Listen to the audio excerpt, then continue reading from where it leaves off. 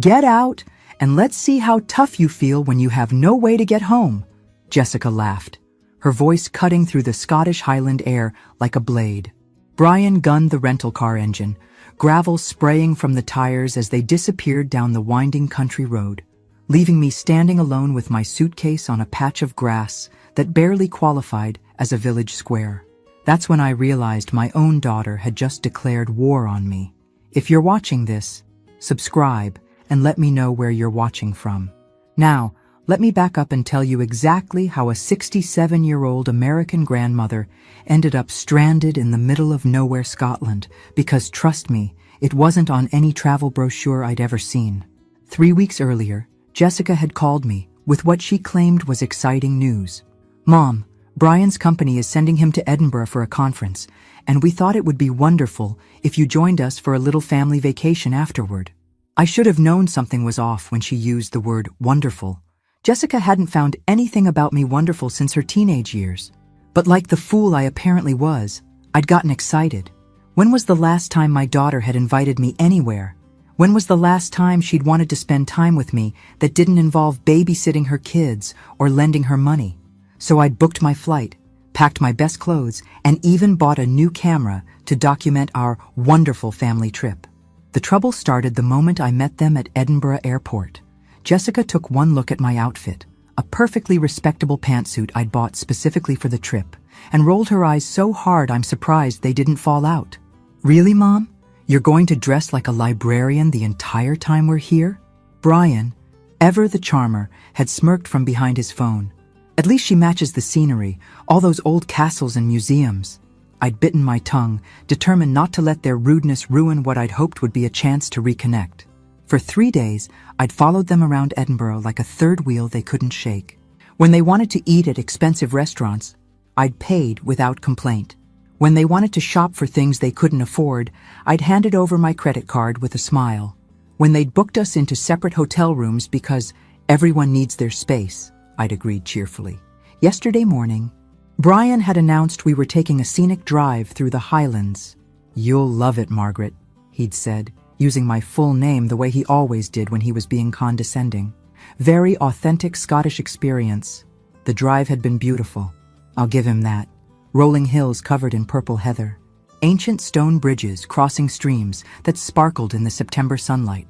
For a moment, sitting in the back seat of their rental car, I'd actually felt grateful to be there with them.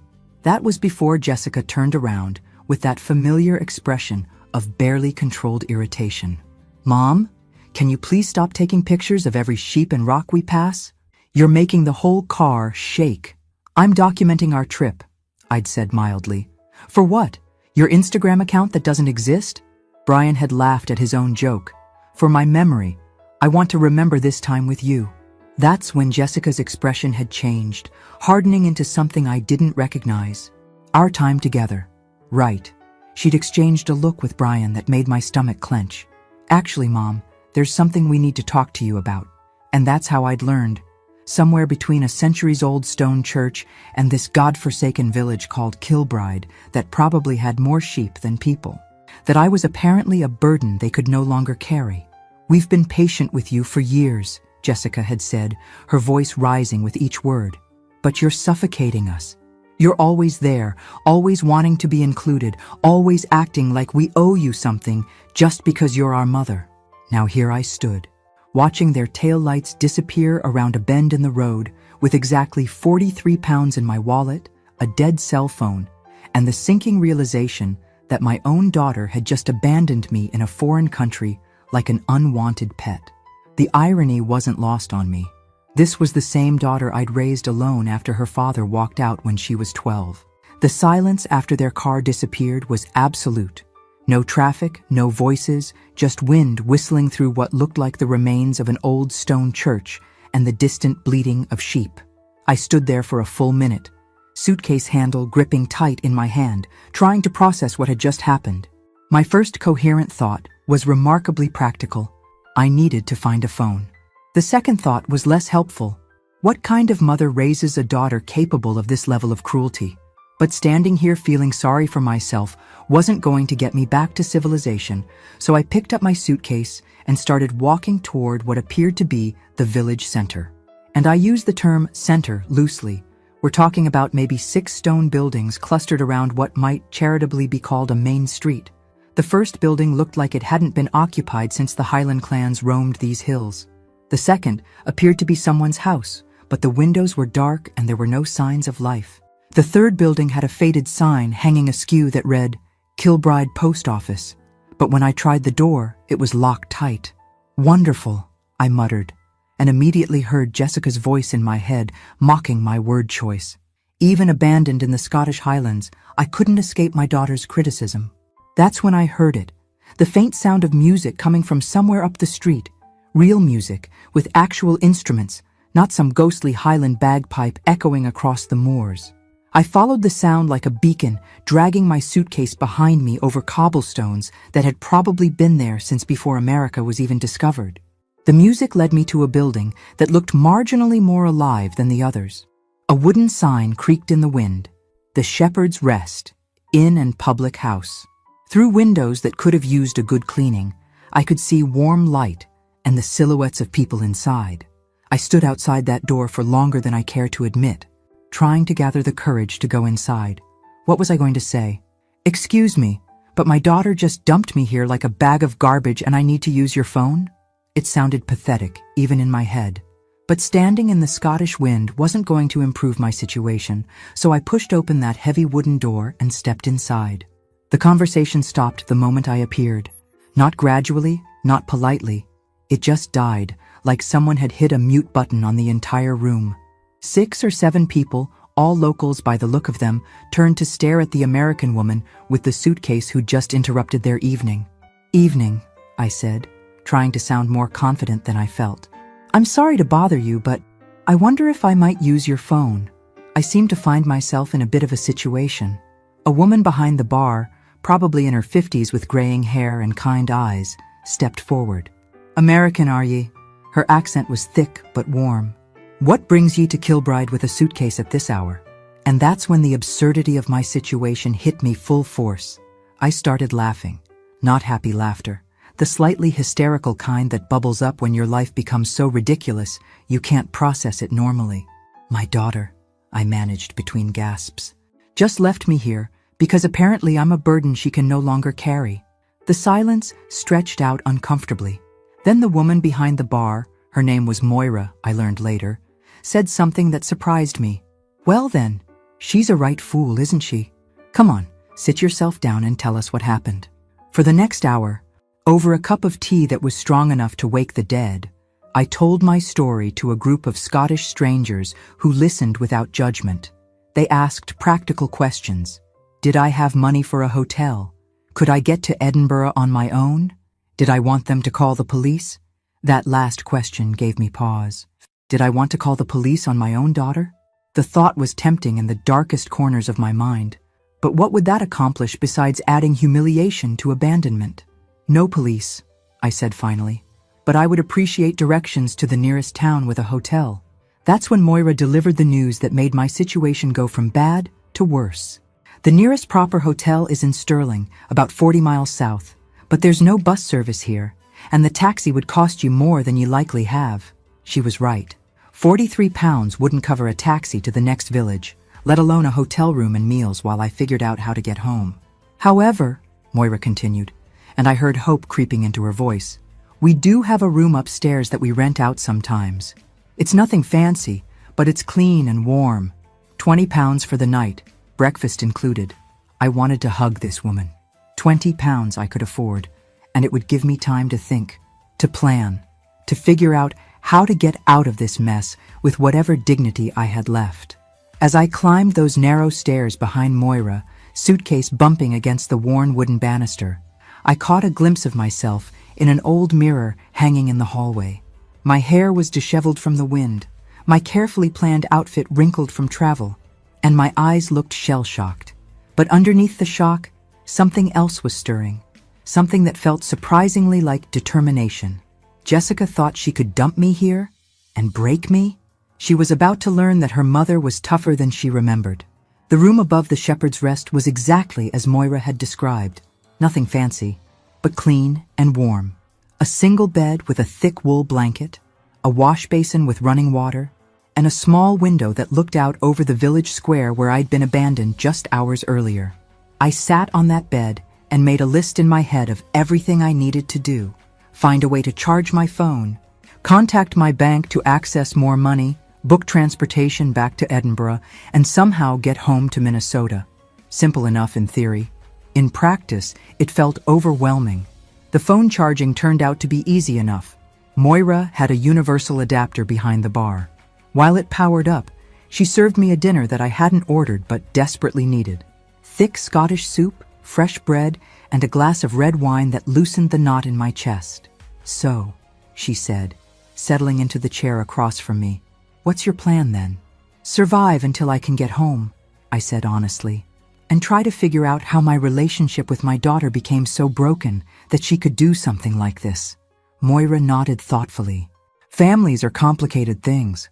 I've got a son in Glasgow who thinks I'm too old to run this place by myself. Keeps sending me brochures for assisted living facilities." She laughed, but there was no humor in it. As if 20 years of running an inn has suddenly made me incompetent overnight. "Children," I said, raising my wine glass, "apparently think they know what's best for us." "Apparently," she agreed, clinking her glass against mine. That's when my phone finally came back to life, buzzing with a dozen missed calls and twice as many text messages. My heart jumped. Maybe Jessica had realized what she'd done. Maybe she was coming back. Maybe this nightmare was over. But when I scrolled through the messages, my hope curdled into something much darker. They weren't from Jessica at all. They were from my bank.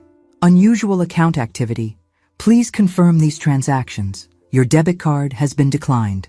My hands started shaking as I called the customer service number. After 10 minutes on hold and another 10 minutes of verification questions, I learned the truth. Jessica had been making charges on my account all week. Hotel rooms, meals, shopping trips, even a spa day yesterday while I thought she was visiting a museum. But the real shock came when I asked about my savings account balance. The account that should have had nearly $60,000 had less than $800. "Ma'am, you authorized these transfers to your daughter's account 3 months ago," the customer service representative explained patiently.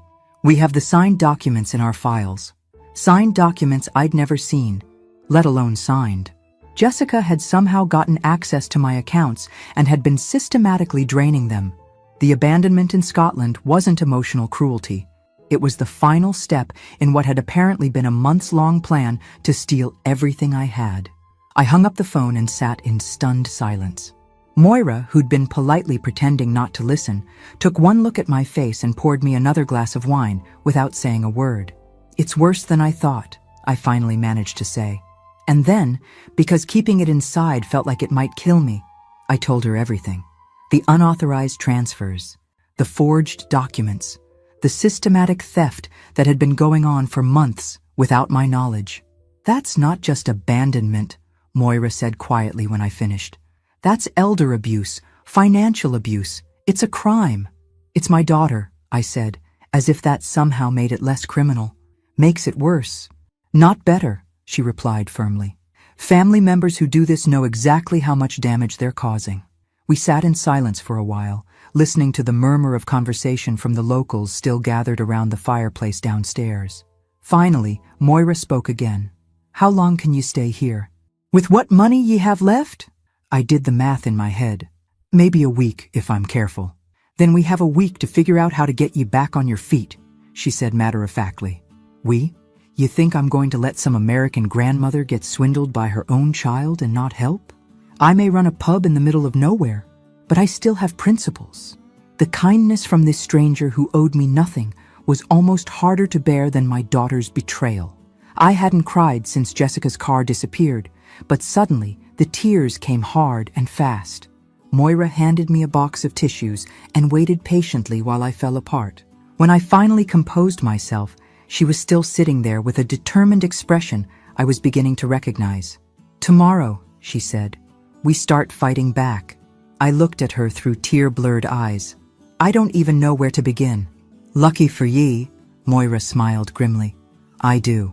My late husband used to say that when someone shows ye who they really are, you better believe them. Your daughter has shown ye exactly who she is. Now it's time to show her who you are. That night, lying in the narrow bed listening to the Highland wind rattle the windows, I made a decision that would change everything. I wasn't going home broken and defeated. I was going home stronger than I'd ever been. Jessica thought she'd destroyed me. She had no idea what she'd actually done. She'd set me free. The next morning dawned gray and drizzling, which seemed appropriate for my mood until Moira appeared at my door with a cup of coffee strong enough to wake the Highland ghosts, and a smile that suggested she'd been doing some serious thinking overnight. "Get dressed," she announced. "We have work to do." "What kind of work?" I asked. But she was already heading back downstairs, leaving me to wonder what this formidable Scottish woman had planned. 20 minutes later, I found myself following Moira down a muddy path behind the inn, through a gate I hadn't noticed yesterday, and toward what looked like an abandoned stone building, about the size of a small warehouse. The structure was old, probably centuries old, with thick walls and narrow windows, but the roof looked solid and the door was secured with a relatively modern lock. "What is this place?" I asked, as Moira produced a large iron key from her coat pocket. "Used to be a wool warehouse," she said, working the lock. "Back when this area was part of the sheep farming route between the Highlands and Glasgow. My husband's grandfather bought it in the 1950s, thinking he'd convert it into something profitable. Never got around to it." The door swung open with a rusty creak, and Moira stepped inside, gesturing for me to follow. What I saw took my breath away. The building was filled with furniture, artwork, china, books, and what appeared to be several decades' worth of collected antiques, all covered with dust sheets and organized in rough categories throughout the space. Celtic pottery sat next to Victorian writing desks. Oil paintings in ornate frames leaned against walls next to collections of vintage books with leather bindings. "Good Lord," I breathed, pulling a dust sheet off what appeared to be a hand-carved wooden chest with brass fittings. "How long has all this been here?" "Decades," Moira said, walking deeper into the warehouse. "People would bring things here when they moved, died, downsized. My husband never had the heart to turn anyone away, and he was always convinced he'd get around to sorting through it all someday. After he died 5 years ago, I just locked the door and tried to forget about it. I ran my fingers along the surface of the wooden chest. The craftsmanship was exquisite, and despite the dust, I could see the rich grain of what looked like mahogany underneath. "Moira, some of this could be quite valuable." "That's what I'm hoping," she said, turning to face me with a businesslike expression. "Because I have a proposition for ye." I looked up from the chest, waiting. "I need help cataloging and researching all this," she continued. "There's probably enough here to fill an antique shop, but I don't know what's worth selling and what's worth keeping. Yeah, on the other hand, spent 30 years as a museum coordinator back in America. Didn't you mention that last night?" I had mentioned it, during one of my rambling explanations of how I'd ended up in Scotland. Before my marriage, before Jessica, I'd worked at the Minnesota History Museum, specializing in historical artifacts and their preservation. It felt like a lifetime ago. "That was a long time ago," I said carefully. "Skills like that don't expire," Moira said firmly. "And here's my offer. Ye help me sort through all this, research what we've got, maybe even help me set up some sort of selling operation, and I'll split the profits with you 50-50. I stared at her. "You barely know me." "I know enough. I know you were abandoned by someone who should have protected ye. I know you're smart enough to have managed a museum collection. I know you need money to get back on your feet. And I know I'm sitting on what could be a small fortune if we do this right." I walked deeper into the warehouse, pulling back more dust sheets. A set of Wedgwood china, complete and without visible chips. A collection of first edition books that made my museum curator heart skip a beat. A painting that looked suspiciously like it might be a minor Scottish master from the 18th century. "This could take months," I said. "Good," Moira replied, "because I've got plenty of time, and now you do too." She was right. Jessica's betrayal had inadvertently given me something I hadn't had in years: complete freedom from family obligations. No grandchildren to babysit, no daughter to enable, no one expecting me to be the accommodating mother who never made waves. "What about selling what we find?" I asked. "I don't know anything about the antique market here." Moira smiled. That's where it gets interesting. My neighbor's nephew runs an auction house in Edinburgh. High-end stuff, mostly. He's been after me for years to let him evaluate some of the pieces that have been sitting here. Never seemed worth the trouble before, but with two of us working on it, I picked up what appeared to be a small porcelain figurine, turning it over to look at the maker's mark on the bottom. My museum training kicked in automatically, and I felt a familiar thrill of recognition. "Moira," I said slowly, "this is a Royal Doulton figure from their early production period. If it's authentic and in good condition, it could be worth several £100." Her eyes widened. "For that little thing?" "For that little thing." I set it down carefully and looked around the warehouse with new eyes. If this one small piece was valuable, and it had been chosen essentially at random from hundreds of items. "We're going to need better lighting," I said, and realized I was already planning our attack on this treasure trove. "Is that a yes, then?" I thought about Jessica, probably back in Edinburgh by now, assuming I was stranded and helpless. I thought about my depleted bank accounts and my uncertain future. Then I looked around this warehouse full of possibilities and felt something I hadn't experienced in months. Excitement. "It's a yes," I said, "but I want 60-40 split and I want it in writing." Moira laughed and stuck out her hand. 60-40 and a proper contract. I knew I liked you. As we shook hands, surrounded by decades of forgotten treasures, I couldn't help but smile. Jessica thought she'd left me with nothing? She'd actually left me with the first real opportunity I'd had in years to build something that belonged entirely to me.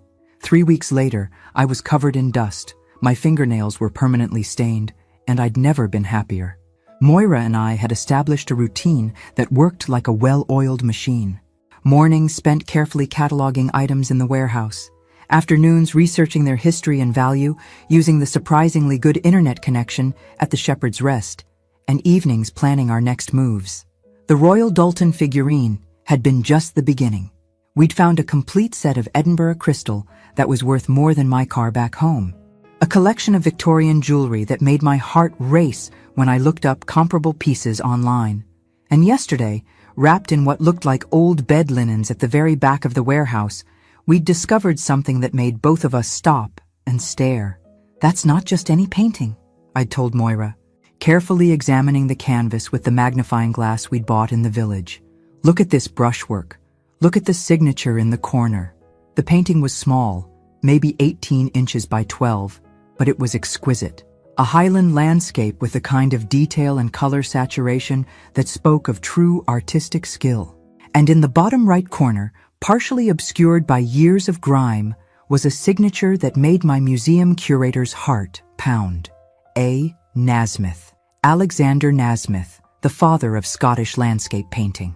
If this was authentic, we weren't looking at hundreds of pounds, we were looking at thousands. "How do we know for sure?" Moira had asked, her voice barely above a whisper. "We get it properly appraised," I'd said, already making plans. "But first, we need to have it professionally cleaned and examined."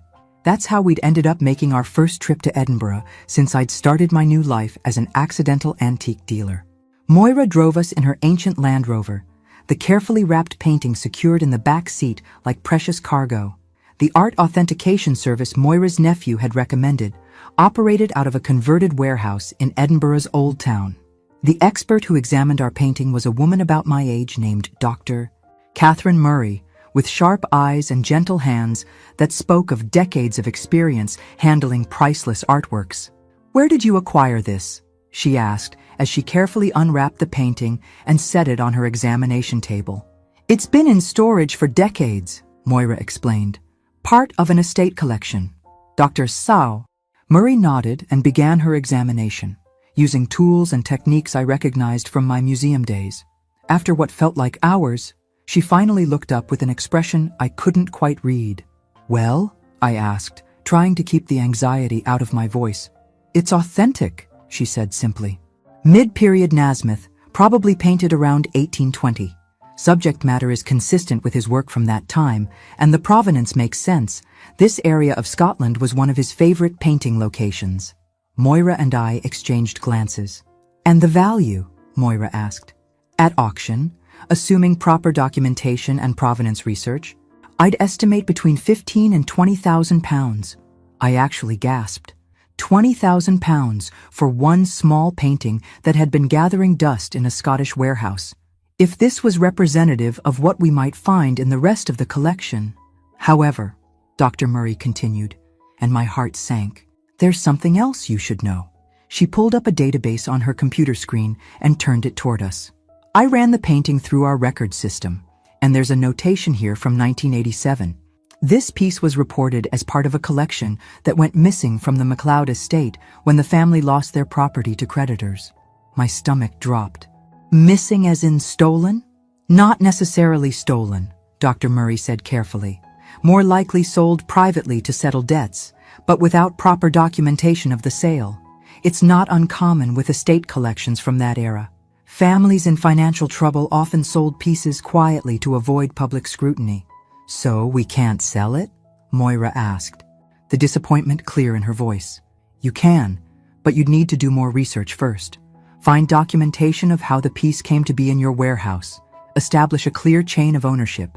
It's doable, but it takes time and potentially some legal assistance. As we drove back to Kilbride, the painting secured once again in the back seat. I found myself thinking not about the potential complications, but about the possibilities. If we had one authentic Nasmyth, what else might be hidden in that warehouse? And more importantly, I was discovering that I had skills I'd forgotten I possessed. You look like you're scheming, Moira observed from the driver's seat. I'm thinking, I corrected, about how to research the provenance of that painting, about what other treasures might be waiting for us, and about how your warehouse is about to become the most organized antique collection in Scotland. Sounds like scheming to me, she said with a grin. That evening, as I sat in my little room above the pub with my laptop, researching estate sales and auction records from the 1980s, I caught myself smiling. For the first time since my husband died 2 years ago, I felt useful. More than useful.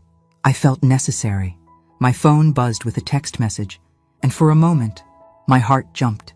Maybe Jessica had finally realized what she'd done. Maybe she was ready to apologize, to make things right.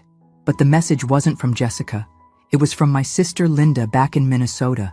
Haven't heard from you since your Scotland trip. How are you doing? Call me.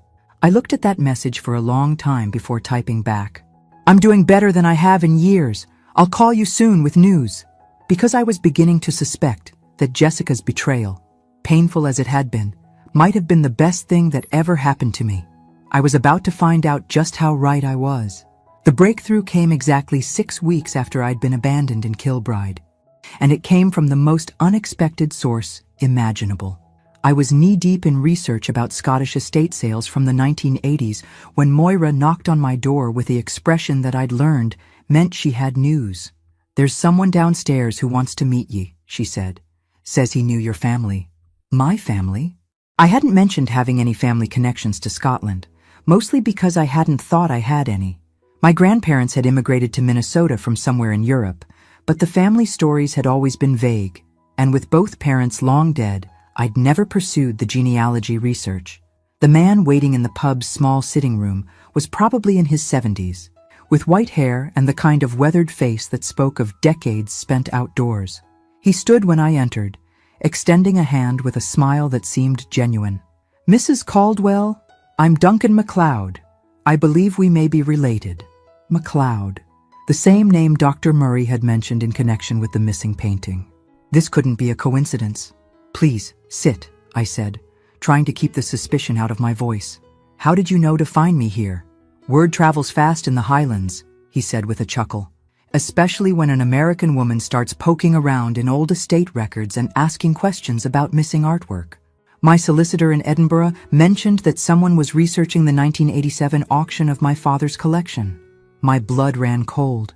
If this man was connected to the MacLeod estate, and if our painting had been part of that collection, I see from your expression that you know what I'm talking about, Duncan continued gently.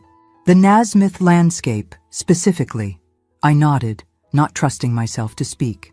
Well, I have some news that might surprise ye. That painting was never stolen, and it was never lost.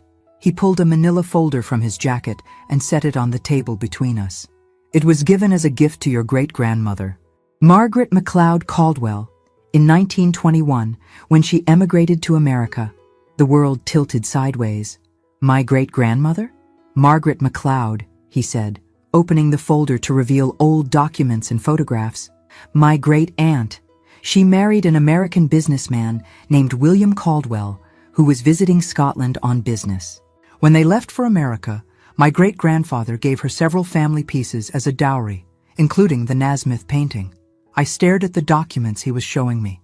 Immigration records, marriage certificates, and most importantly, a detailed inventory of items given to Margaret MacLeod upon her marriage, signed and witnessed in 1921. But how did it end up in the warehouse here? I asked, my head spinning. Duncan smiled sadly. Margaret came back to Scotland in 1949 after her husband died. She was in poor health and didn't have any children yet. That came later with her second marriage. She stayed with our family for several months, but she was too ill to travel back to America with all her possessions. So she left them in our care with instructions to hold them until she could return for them. And she never came back? She did, actually. In 1952, with her new husband and a baby daughter, your grandmother. But by then, she was happy in her new life in America. And she told my grandfather to keep the items or do with them as he saw fit. He stored them in various places around the property. I was having trouble processing this information. So the painting belonged to my family all along? More than that, Duncan said, pulling out another document. According to Scottish inheritance law, and given that you're Margaret's direct descendant and the only surviving member of that family line, everything she left behind legally belongs to you. Everything? The painting is just the beginning. There were jewelry pieces, china, several other artworks, and some family documents that your great-grandmother thought might be of interest to her descendants someday. My hands were shaking as I reached for the inventory list. The items Duncan was describing weren't just valuable, they represented a family history I'd never known existed. Why are you telling me this now? I asked. You could have kept quiet and let me continue thinking the painting was stolen. Duncan's expression grew serious. Because I'm dying, Mrs. Caldwell. Cancer. And I've been researching our family genealogy, trying to tie up loose ends. When I discovered you existed and that you were here in Scotland, it seemed like providence. We spent the next 3 hours going through documents, photographs, and family stories. By the time Duncan left, I had legal documentation proving my ownership of not just the Nasmyth painting, but of a collection of Scottish artifacts worth potentially hundreds of thousands of pounds. That evening, Moira and I sat in the pub after closing time, surrounded by the documents Duncan had left with me. Well, she said finally, this changes things considerably. It does, I agreed. The question is, what do we do now? Now, Moira said with a grin, we stop being small-time antique dealers and start being serious collectors. Because if you own a legitimate collection of this caliber, we're not talking about local auction houses anymore. We're talking about Sotheby's. I looked at the inventory list again, still hardly believing it was real. 6 weeks ago, Jessica had abandoned me here thinking she'd left me with nothing. Instead, she'd inadvertently led me to a family legacy I never knew existed. My phone buzzed with another text from Linda. Margaret, I'm worried about you. Please call me. This time, I picked up the phone and dialed her number immediately. Linda, I said when she answered, you're never going to believe what I have to tell you. Because I was about to become a very wealthy woman, and Jessica was going to discover that abandoning me in Scotland had been the biggest mistake of her life. But first, I had some serious business to conduct. The first auction at Sotheby's Edinburgh was scheduled for December 15th, exactly 4 months after Jessica had dumped me on that Scottish roadside. As I stood in the elegant auction house watching wealthy collectors examine my great-grandmother's Nasmyth painting, I couldn't help but think about the irony of it all. The woman Jessica had abandoned as a worthless burden was about to become rather wealthy. Lot 47. Alexander Nasmyth Highland Landscape. Oil on canvas, circa 1820, the auctioneer announced. Bidding starts at £8,000. My heart hammered as hands went up around the room. 8 became 12, 12 became 16, 16 became 22. Moira squeezed my arm when the bidding hit 25,000, but it wasn't over yet. £30,000, called a voice from the back of the room. 35,000 to the gentleman in the front row. 40,000. When the hammer finally fell at 47,000 pounds, I had to sit down. One small painting that had been gathering dust in a Scottish warehouse had just sold for more money than I'd made in 2 years at my old job. And it was just the beginning. Over the next 6 weeks, we sold 12 pieces from my inherited collection. The Edinburgh crystal brought in 8,000. A set of Victorian jewelry fetched 15,000. A collection of rare Scottish books from the 18th century sold for 22,000 pounds to a private collector in London. By the end of January, my bank account showed a balance I'd never dreamed possible. More importantly, I'd discovered I had a genuine talent for this business. My museum background, combined with Moira's local knowledge and practical sense, had created something special. "We should make this permanent," Moira said over dinner one evening in February. "I mean really permanent. Not just you helping me clear out the warehouse, but a proper antique business." I looked around the Shepherd's Rest, which had become more home to me than anywhere I'd lived in years. "What did you have in mind?" "Partnership. 50-50, like we agreed in the beginning. We convert part of the warehouse into a proper showroom, maybe expand into estate sales and appraisals. I handle the local connections, ye handle the research and authentication." It was exactly what I'd been hoping she'd suggest, but hadn't dared to bring up myself. "MacLeod and Caldwell Antiquities? Has a nice ring to it," Moira grinned. That's when my phone rang. The number on the screen made my blood freeze. Jessica. I hadn't heard from my daughter since she'd driven away and left me stranded. For 7 months, she'd maintained complete radio silence, apparently content to let me disappear from her life entirely. Now, suddenly, she was calling. "Answer it," Moira said quietly. "Time to find out what she wants." I hit the answer button with hands that weren't quite steady. "Hello, Jessica." "Mom." Her voice sounded different, smaller somehow. I've been trying to reach you for weeks." "Interesting." I checked my phone logs. No missed calls from her number. "Have you? Your old number wasn't working, and nobody seemed to know where you were. I finally got this number from Aunt Linda." "Ah, so Linda had given her my Scottish phone number. What do you want, Jessica?" "I want to apologize," she said, and for a moment she sounded like the little girl who used to climb into my bed during thunderstorms. "What Brian and I did, leaving you there, it was inexcusable." "Yes, it was. We were stressed, and we'd been fighting, and we took it out on you in the worst possible way. I know that, and I know a phone call can't fix what we did." I waited, saying nothing. 7 months of silence had taught me the power of letting other people fill uncomfortable pauses. Are you still in Scotland?" she asked finally. "I am. Mom, please come home. Come back to Minnesota. I know we have a lot to work through, but I miss you. Brian and I both miss you." The old Margaret might have melted at those words. The old Margaret had spent years craving exactly this kind of acknowledgement from her daughter. But the new Margaret, the one who'd built a successful business and a new life, recognized the manipulation in her daughter's voice. "Why now, Jessica? After 7 months of complete silence, why are you suddenly calling?"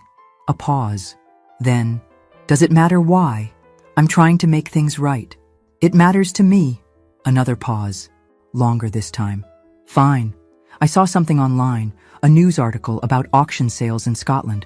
There was a picture of you with some antique dealer, and it mentioned that you'd sold some family collection for a lot of money." And there it was. Jessica hadn't called because she missed me or felt guilty about abandoning me. She'd called because she'd learned I had money again. "I see," I said quietly.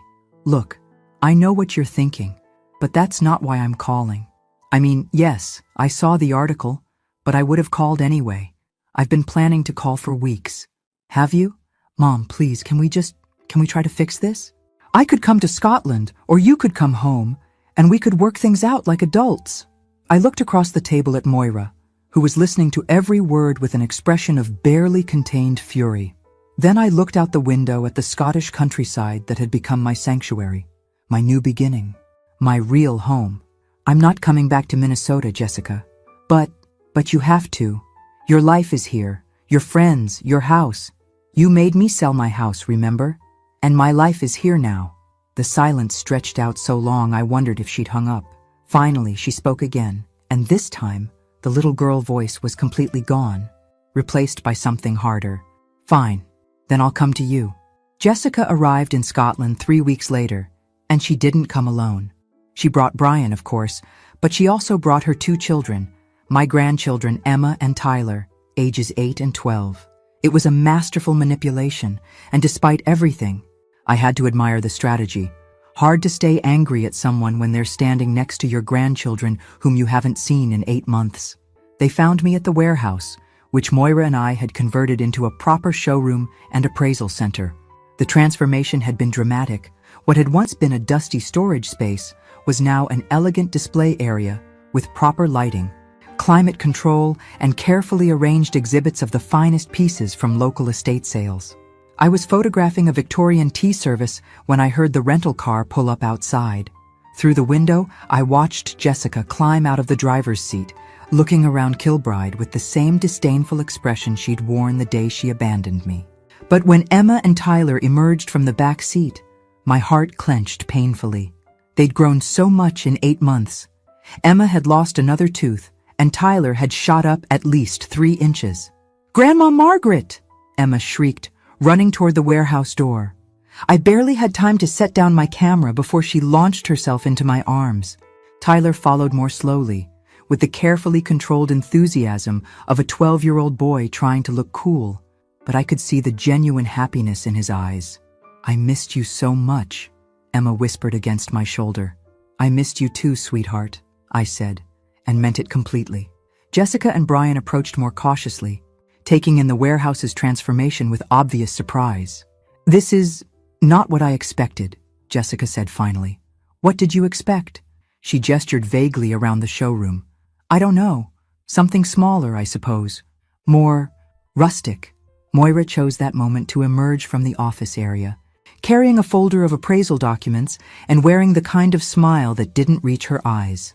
"You must be Margaret's daughter," she said, her Scottish accent somehow thicker than usual. "I'm Moira McLeod, her business partner." Jessica's eyes widened slightly at the business partner description, and I could practically see her recalculating whatever approach she'd planned to take. "Business partner?" Brian asked, looking around with newfound interest. "What kind of business?" "Antiques, estate sales, appraisals," I said simply. "We've been quite successful." "Successful enough to afford this renovation," Jessica observed, and I heard the old familiar tone, the one that implied I was being wastefully extravagant. "The renovation paid for itself," Moira interjected smoothly. "When you're dealing with high-value items, presentation matters. Our clients expect a certain level of professionalism." "Clients?" Brian asked, and I could see the dollar signs practically lighting up in his eyes. That's when Emma tugged on my sleeve. "Grandma, can you show us around? This place looks like a museum." "It does, doesn't it?" I said, grateful for the distraction. "Would you like to see some of the treasures we've discovered?" For the next hour, I gave my grandchildren the same tour I gave to serious collectors and potential clients. Emma was fascinated by a collection of Victorian dolls, while Tyler was drawn to a display of medieval weapons and armor pieces. "Are these real?" he asked, examining a 16th century Scottish dirk. "Completely authentic," I confirmed. "That particular piece belonged to a Highland clan chief. We're selling it next month to a collector in London." "For how much?" Jessica asked, appearing beside us. £12,000, I said casually, watching her eyes widen. 12,000? For one old knife? For a documented piece of Scottish history with provenance dating back 400 years, I corrected. Jessica walked around the showroom with increasing amazement, stopping to examine price tags and documentation.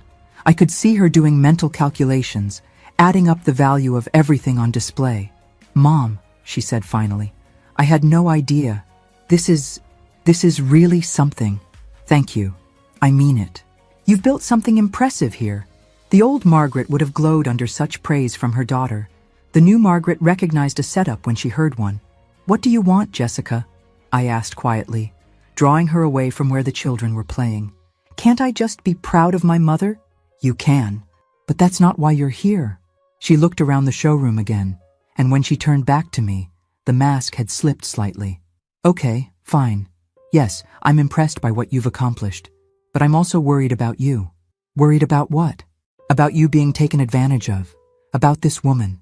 She gestured toward Moira. who was showing Tyler how to properly hold the antique dirk, using you for your knowledge and connections. I almost laughed. Jessica, Moira saved me. When you abandoned me here, she gave me shelter, friendship, and opportunity. Everything I have now started because of her kindness. But are you sure she has your best interests at heart? Are you sure she's not just using you? The irony was breathtaking. My daughter, who had systematically drained my bank accounts and then abandoned me in a foreign country, was worried that someone might be using me. What exactly are you suggesting? I asked. Jessica glanced around to make sure the children weren't listening, then leaned closer. I think you should come home with us. Tonight. Pack up whatever's yours and come back to Minnesota where your family can look out for you. My family? Me, Brian, the kids. We made a terrible mistake, Mom, but we want to make it right. We want to take care of you properly this time. I stared at her, genuinely amazed by the audacity. Take care of me? You're 67 years old, living in a foreign country with strangers. What happens if you get sick? What happens when you're too old to work? Who's going to look after you then? I'll manage, I said dryly. But you don't have to manage alone. That's what family is for. And despite everything I knew about my daughter, despite all the evidence of her selfishness and cruelty, some small part of me wanted to believe her. Some small part of me still craved her love and approval. Maybe that's why I made the mistake I was about to make. I'll think about it, I said. That evening I agreed to have dinner with Jessica and her family at the small hotel where they were staying in the next village. It was the first time in 8 months that we'd sat around a table together, and I found myself watching my daughter carefully, looking for signs of the woman who had abandoned me. But Jessica was charming that night. She asked thoughtful questions about my business, praised the photographs I showed her of our recent auction successes, and even apologized again, more thoroughly this time. I've been seeing a therapist, she said over dessert, while the children played quietly with the hotel's courtesy tablets. About anger management and family relationships. She helped me understand that what I did to you wasn't just cruel. It was abusive. The word hung in the air between us. Jessica had never acknowledged that her behavior might qualify as abuse. It was, I agreed quietly. I know. And I know that saying sorry isn't enough. I have to show you that I've changed, that I'm working to become the daughter you deserve. She reached across the table and took my hand. Mom, I love you. I should have said that more often over the years. I should have shown it better. But I do love you, and I want us to be a real family again. The old Margaret would have melted completely. Even the new Margaret felt a dangerous softening around the edges. What does that look like? I asked. Being a real family again? It means we make time for each other. It means I stop taking you for granted. It means the kids get to know their grandmother properly. Emma looked up from her tablet. Are you coming home with us, Grandma Margaret? The question was innocent, but it felt loaded with expectation. I looked around the table at these people who were my only family, who had traveled across an ocean to find me, who were saying all the things I'd longed to hear for years. I don't know, sweetheart, I said honestly. We could visit you here sometimes too, Tyler suggested. This place is actually pretty cool. Jessica smiled at her son's words. We could do that. Maybe we could even help with your business somehow. Brian's good with marketing and social media, aren't you, Brian? Brian nodded enthusiastically. I could set up a website for you, help you reach more customers online. This antique business has real potential, Margaret. With the right marketing strategy, you could probably expand beyond Scotland. For a moment, I let myself imagine it. A real reconciliation with my daughter, grandchildren who knew me and wanted to spend time with me. A family business that bridged the ocean between us. It was seductive. It was everything I'd wanted.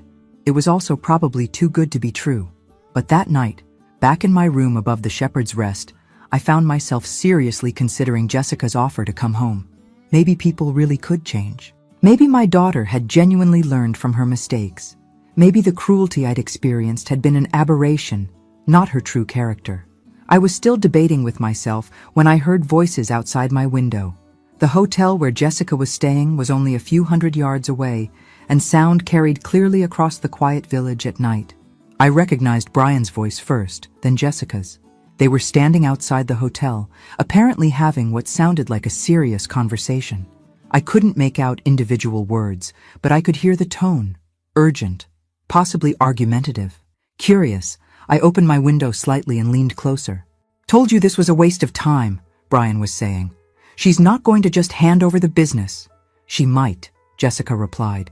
Did you see how she reacted when Emma asked about coming home? She wants to believe we've changed. And if she doesn't believe it, then we move to Plan B. I felt my blood turn to ice. Plan B? I still think Plan B is too risky, Brian said. What if she finds out? She won't find out. And even if she does, what's she going to do about it? She's 67 years old and living in a foreign country. Who's going to believe her over us? Their voices were getting fainter as they moved toward the hotel entrance. But I caught Jessica's final words. One way or another, Brian, we're not leaving Scotland empty-handed. I closed the window and sat on my bed in the darkness, my heart pounding. Jessica hadn't come to Scotland to reconcile with me. She'd come to steal from me. Again, the therapist, the apologies, the talk of being a real family. It was all an elaborate con game designed to get me to trust her long enough for her to figure out how to take what I'd built. I should have been devastated. The old Margaret would have been crushed by this final confirmation of her daughter's true nature. Instead, I found myself getting angry. Not sad, not hurt, furious. Jessica had stolen my savings, abandoned me in a foreign country, and now she was planning to steal my business too? She thought I was too old and too naive to protect myself? She was about to learn exactly how wrong she was. I picked up my phone and called Moira. It's late, she said when she answered. Everything all right? No, I said grimly. But it's about to be. We need to talk. The trap was elegant in its simplicity, and it was entirely Moira's idea. Over coffee the next morning, after I'd told her what I'd overheard, she'd smiled with the kind of cold satisfaction that reminded me why I'd never want to cross her. So they think they can con you out of your business? She'd said. Well then, let's give them something to con you out of. The plan was this. I would pretend to be convinced by Jessica's Reconciliation Act. I would agree to return to Minnesota with them. But first, I would need to liquidate my share of the business and transfer the money to American accounts. This would require Jessica's help, since she understood American banking better than I did. Of course, the accounts I'd ask her to help me set up would be fake. The money I'd appear to transfer would be non-existent. And the liquidation of valuable antiques would actually be a carefully orchestrated removal of our least valuable inventory to a secure storage location. The beautiful part, Moira explained, is that they'll think they're stealing from ye when really they'll be stealing nothing. And in the process, they'll confess to exactly what they're planning to do. And you're sure this will work? Margaret, I've been dealing with cons and schemers my entire life. Trust me, greed makes people stupid. She was right. Jessica took the bait immediately when I called her that afternoon. I've been thinking about what you said, I told her. About coming home, about being a real family again. And? I could hear the excitement in her voice. I think you're right. I think I should come back to Minnesota with you. The silence stretched out for several seconds, and I could practically hear her trying not to sound too eager. Really? You mean that? I do, but it's complicated, Jessica. I can't just walk away from the business overnight. There are legal obligations, inventory to deal with, money to transfer. Of course, she said quickly. We understand that. How long do you think it would take to wrap things up? A few weeks, maybe a month, and I'd need help with some of the financial aspects. The banking systems are different here, and I want to make sure I don't lose money in the transfer process. Brian and I could help with that, she offered immediately. Brian's really good with finance and international banking. I'll bet he is, I thought. That would be wonderful, I said aloud. Could you extend your trip? I know it's a lot to ask, but I could really use the support. Absolutely. We'll change our flights. This is more important. Over the next week, Jessica and Brian became my constant companions. They helped me liquidate inventory. Actually, they helped us move our least valuable pieces into storage while we told them we were selling everything. They assisted with closing bank accounts. Actually, they helped us open several fake accounts with minimal balances while we told them we were consolidating my Scottish earnings. And through it all, Jessica played the role of the devoted daughter perfectly. She was attentive, helpful, and seemingly genuine in her desire to make amends. If I hadn't overheard that conversation outside the hotel, I might actually have believed her. The breakthrough came on day 8 of their extended visit. Brian had offered to help me transfer a large sum, supposedly $200,000 from the sale of our most valuable pieces, to an American account that he would help me set up. The thing is, Margaret, he explained, international transfers of this size can be tricky. Sometimes it's easier to route the money through multiple accounts to avoid taxation issues and currency exchange fees. Multiple accounts? Just temporarily. We set up a holding account, transfer the money there first, then move it to your permanent American account once we're back in Minnesota. And you'd have access to this holding account? Just to facilitate the transfers, Jessica added quickly. It would still be your money, of course. We'd just be helping you manage the technical aspects. I nodded thoughtfully. That makes sense. You're both so much better with this kind of thing than I am. Exactly, Brian said, and I caught the quick glance he exchanged with Jessica. We just want to make sure you don't get taken advantage of by banks or currency exchange services. The irony was so thick you could cut it with a knife. That evening, I met with Moira and our solicitor, Duncan MacLeod's nephew James, to finalize the details of our trap. Everything was ready. The fake accounts, the false transfer confirmations, even fabricated documentation showing the fictional sale of our most valuable inventory. Are you sure about this? James asked. Once they attempt to access those accounts, they'll be committing fraud. Criminal fraud. I'm sure, I said. My daughter has stolen from me twice now. I won't give her the opportunity for a third time. And if they actually go through with it? If they try to take the money and disappear? Then we call the police and press charges. Moira nodded approvingly. They made their choice when they decided to con ye. Now they get to live with the consequences. The next morning, I told Jessica and Brian that everything was ready for the transfers. Are you excited? Jessica asked as we walked to the bank. About coming home, starting fresh? I looked at my daughter. This woman who had given me such joy as a child, such pain as an adult, and felt something surprisingly like pity. Yes, I said honestly. I'm excited about starting fresh, just not in the way she imagined. The call came at 6:47 a.m., 3 days after Jessica and Brian had returned to Minnesota with what they believed was access to my $200,000. I was having breakfast with Moira when my phone rang, showing Jessica's number. Mom? Her voice was shaking. We need to talk. Good morning, Jessica. How are you settling back in? There's a problem with the bank accounts. The ones Brian set up for your money transfer. What kind of problem? They're frozen. The bank says there was suspicious activity, and they've locked everything down pending an investigation. I took a sip of my coffee, savoring the moment. How strange. What do they mean by suspicious activity? I don't know. Brian's been on the phone with them for hours, but they won't tell us anything. They just keep saying there's an ongoing investigation. Well, I suppose that's concerning?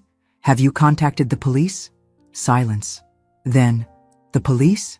If there's been suspicious activity involving my money, shouldn't we report it to the authorities? I don't think that's necessary. These things usually resolve themselves. Do they? How convenient that you know so much about banking irregularities. Jessica. Another pause. Longer this time. When she spoke again, her voice had changed. Harder. More desperate. Look, Mom, I think there might have been some kind of mistake in the transfer process. Could you call your bank in Scotland and ask them to resend the money? Maybe to a different account? Could I? I set down my coffee cup and smiled at Moira, who was listening to every word with obvious satisfaction. And which account would you like me to send it to this time? Brian has another account we could use temporarily, just until we figure out what went wrong with the first one. How helpful of Brian to have so many accounts available. Mom, please, we're trying to help you here. Are you? That's interesting, because from where I'm sitting, it looks like you're trying to steal from me. Again, the silence this time was absolute. I don't know what you mean, Jessica said finally, but her voice lacked conviction. I mean that there was no 200,000. Jessica, I mean that the accounts Brian set up were fake, monitored by police financial crimes investigators. I mean that every conversation you had with those banks was actually with undercover officers gathering evidence. I could hear Jessica's breathing quicken on the other end of the line. That's impossible.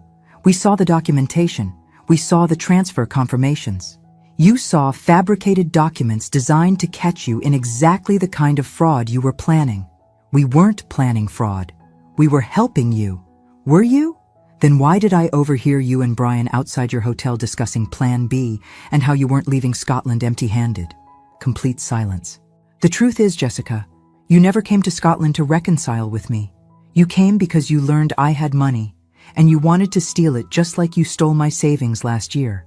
The apologies, the therapy story, the promises about being a real family. It was all lies designed to manipulate me into trusting you long enough for you to rob me blind. That's not true. But her voice was weak now, defeated. Isn't it? Then why don't you call the police yourself, report this banking irregularity to the authorities, and let them sort it out? No response. I thought not. I stood up and walked to the window, looking out at the Scottish countryside that had become my true home. Jessica, I gave you every opportunity to be a real daughter to me.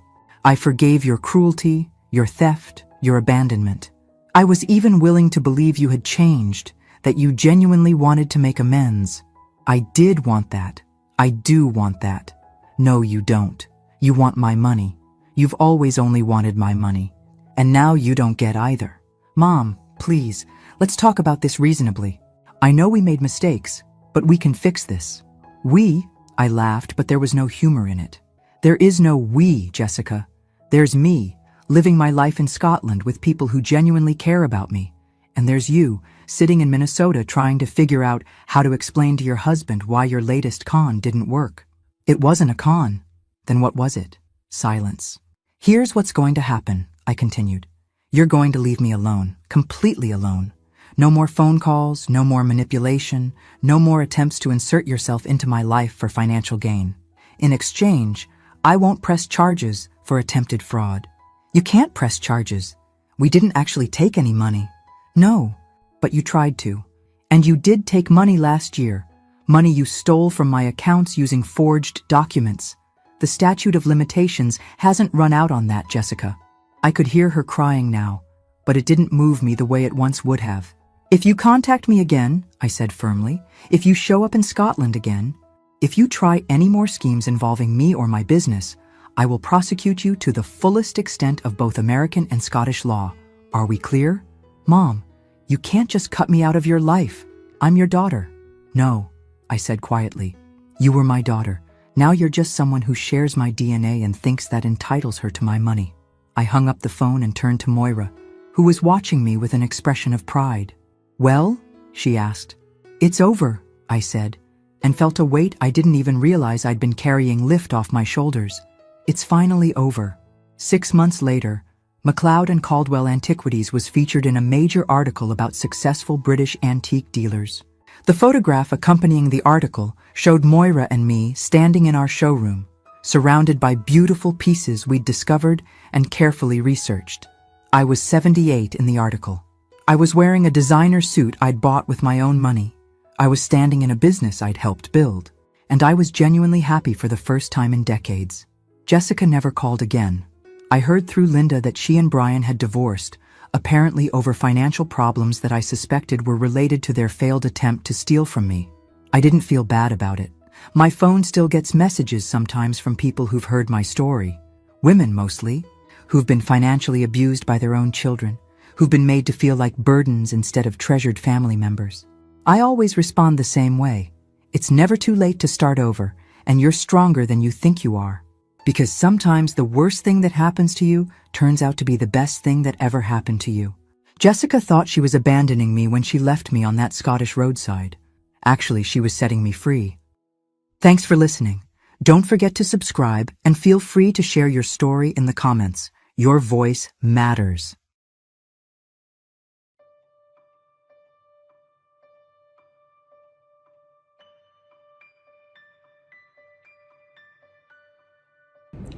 Trước khi khép lại câu chuyện này, mình muốn bạn ở lại với mình thêm một chút, như một cuộc trò chuyện thực sự, không vội vàng, không kịch bản. Đôi khi mình nghĩ điều đặc biệt nhất của những câu chuyện như thế này không phải là cao trào, không phải là cái kết, mà là những cảm xúc còn đọng lại sau khi mọi thứ đã kết thúc. Bạn có bao giờ xem xong một câu chuyện rồi tự nhiên im lặng vài giây không? Không phải vì không có gì để nói, mà là vì có quá nhiều thứ đang chạy trong đầu. Mình thì có. Và mỗi lần như vậy mình lại tự hỏi ngoài kia có bao nhiêu câu chuyện giống như thế này mà chúng ta chưa từng được nghe. Bao nhiêu con người đã trải qua những điều khó khăn như vậy nhưng không có ai kể lại. Bao nhiêu người phụ nữ đã phải mạnh mẽ trong im lặng mà không ai thực sự nhìn thấy. Đó là điều khiến mình luôn suy nghĩ rất nhiều sau mỗi video. Bởi vì sự mạnh mẽ không phải lúc nào cũng ồn ào. Nó không phải lúc nào cũng là những khoảnh khắc đứng trên sân khấu hay những chiến thắng rõ ràng để mọi người vỗ tay. Đôi khi sự mạnh mẽ chỉ đơn giản là thức dậy vào mỗi buổi sáng khi bạn không còn chút năng lượng nào, tiếp tục cố gắng khi mọi thứ dường như đang chống đối lại bạn, mỉm cười dù bên trong bạn đang rất mệt mỏi.